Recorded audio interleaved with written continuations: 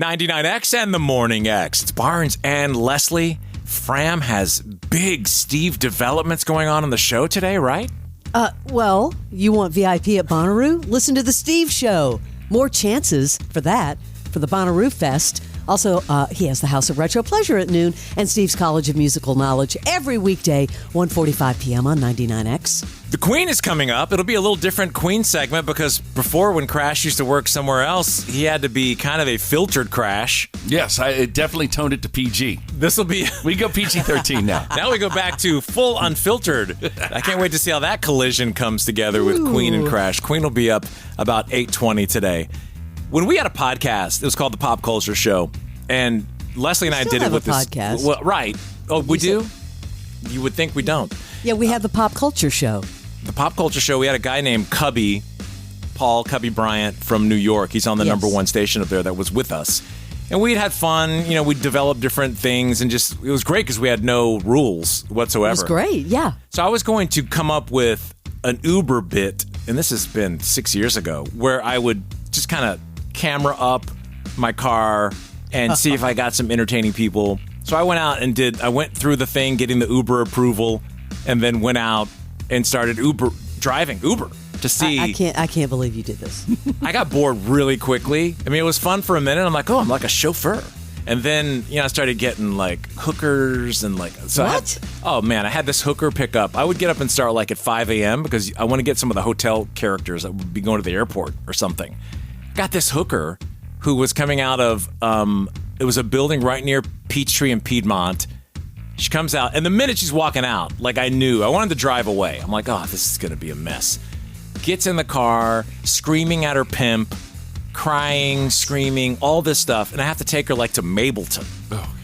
And I'm like, oh. How far away is that? It was, a good 30 minutes probably, 20, 30. And this is in, early morning traffic, and she's telling me about how bad the pimp is. You want to call the police, you want to do an intervention, you want to invite him over to help fix them. She was confiding in you. Yeah, and I was like, this is just not for me. Barnes is adopting cats in the neighborhood and hookers. I know, I'm like, how do I show up with this? Have either of you two ever had a really strange Uber story as a writer? Well, I still can't get over the fact that you got your Uber license just so that you could experiment. Who does that? Well, I wanted to make a segment out of it. I still have it, I think, unless it lapsed, maybe. You go the distance, right, Crash? I mean... This was when before Teslas would show up to pick you up, and they're like, oh, is this an electric car? And I'm like, watch this. And then they fly back in the seat. It was fun. Good times. But yeah. Well, I take a lot of Ubers, but when I used to work at CMT in Nashville, the Uber drivers found out that I was in the music business. Oh. I had two different ones give me their CD. But when they hand you a CD, they are expecting a tip. Like, give me 5 or 10, right? And? So, of course, I did. But I was like, from then on, I was like, didn't tell anybody anything that I did. I think they would be tipping you. And you're so gullible, Leslie. You'd be like, oh, yeah, I run talent. I take the people straight off the street into the performances. I'm telling you, no more. I am anonymous. Oh, that's funny. If you're listening and you have a story, 470-741-4999. Any crazy Uber story? Yeah. Crash, I hesitate to ask. Oh, boy. Do you have any? I got one, and it's a doozy. All right. I'm going to tone it down. One Saturday, I'm living in Sandy Springs. I decide to do some shenanigans. I do the smart thing. I call an Uber. This chick picks me up. She's like in a Mini. It's a small car. So even though I'm in the back seat, I'm like essentially right next to her. Right. You know how for safety reasons you're supposed to have your hand on 10 and 2 on the wheel? Yep. She had one hand at 10 and the other at 6. Okay. What? Let that sink in. Wait, Crash. what? How does that even happen in an Uber? I was kind of bummed out for the day, and I was like, oh, I'm getting old. And she's like, oh, you're not old. And I'm like, yeah, I got old man parts. And she just took the right hand. She goes, no way. They're not old man parts. And one thing led to another. She got 5 stars and one hell of a tip. Wait a second. Are you serious? Wait a second. Are you kidding me? How does that even go from I've got old man parts to that? You played the old man parts card. And did she become your personal driver? She wanted to come back and pick me up from where I was, and I chickened out. Oh, my gosh. I was going to ask if she became wife number 4, but... That's too soon, Leslie. Too soon. Yeah. What? So she didn't even pull over? Nah.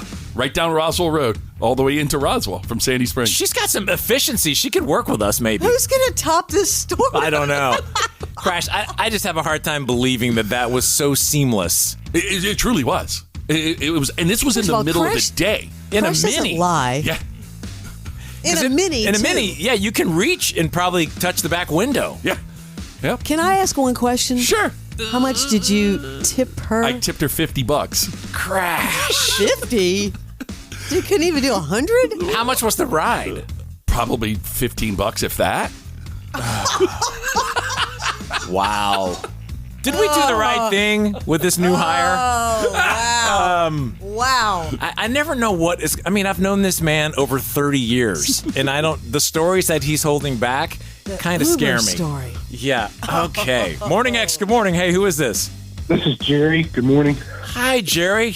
What you got from the Uber back seat? Well, this was a few years ago when I lived in Rome, Georgia, and I ended up in a downtown Atlanta, and I got a Uber ride from some guy, and it had me go to a hotel, and I'm waiting on this guy out of the hotel, but I see this woman, and she's at the door looking around. I don't know if it's for me, but I'm kind of getting annoyed about to drive away. So I was like, hey, you need to come out or I'm leaving. And he says it's actually a woman. And so I holler at her. She comes out. She's got a trash bag, 2 trash bags. I'm like, what the heck? And so it's full of junk, pots, pans, and everything. So she gets in the car, and she gets in the front seat, which I don't mind, but you need to talk if you're going to get in the front seat. Yeah, we've gotten into that. Like, that's like your family. Like, all of a sudden, we're in a different party. Like, it's... Yeah. Yeah, it happened. But your story sounds like mine. Was she a hooker? Well, she was kind of falling asleep, and she looked a little rough, and she didn't have any shoes on. Wait, is this then I Crash? saw- Wait, with this Crash, you dropped her off where, Crash? This could be... And then she had track marks up and down her arms. Oh, nice. Lovely. I was Lovely. like, are you a prostitute? And she said, yes. So we talked a bit. And I said, am I taking you to your pimp? And she goes, yeah. And I was like, where are you from? She said, South Carolina. And I said, I'll tell you what, I'll end the ride right now. And I'll drive you to I'll drive you to South Carolina if you want me to. And she just kept saying, I was like, you can use my phone to call family, whatever you want to do. She's probably scared. She almost did, but then when we got there, it was like, I don't know where we were at. I was new to the Atlanta area, coming from Knoxville, Tennessee. And it was like near downtown. It was that part of the area. And it was a rough, government housing, what have you. And the guy, when I got up there, he just staring me down, and I'm thinking, yeah, I know, you know that I know that this is a prostitute. You know that I know that. Yeah. Wow. And I kind of regret not calling the police, but I didn't want her to get in trouble. Yeah, that's a tough one. Because I'm pretty sure she had some, stuff on her, drugs and, pipes or whatever. Yikes. Thanks for sharing. Hey, yeah, thanks for the story. That's crazy. Okay, I hope that entertained you a little bit. You but did. I love y'all's show. Thank I love you. y'all's show. I've been listening to it since y'all started. And I think I heard Wow. you all when I lived in Knoxville and I was driving through Atlanta one morning. Nice. This was like early 90s, right? Yeah, we started in 92. Well, the Morning X in 94. Okay, because I was thinking it was around 95, 96. Yeah. Were y'all still on the air at that time? Yep. Okay. Yeah, we were. All right, man. All right, dude. I'll hear Thank y'all you. in the morning. Have a All right, great day. thank you. Bye. Thank you. You too. Bye. Stories are unreal. Who's got one? You got an Uber story, I guess, from the driver POV or from the back? Yes. 470-741-4999. Thanks for calling. This is 99X.